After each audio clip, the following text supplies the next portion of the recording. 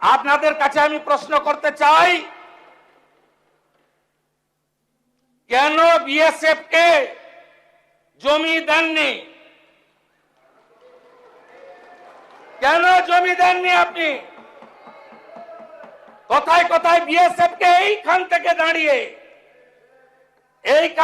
দাঁড়িয়ে আগের মুখ্যমন্ত্রী বিএসএফ কে কদর্য ভাষায় আক্রমণ করেছে,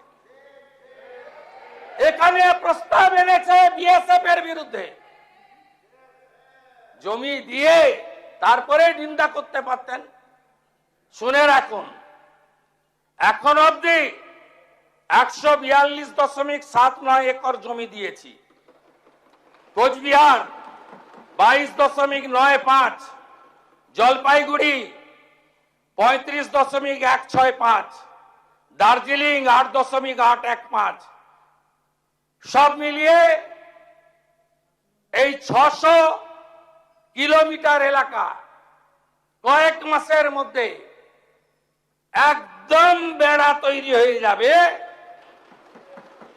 তার আগে যারা পালাতে চান পালিয়ে যান,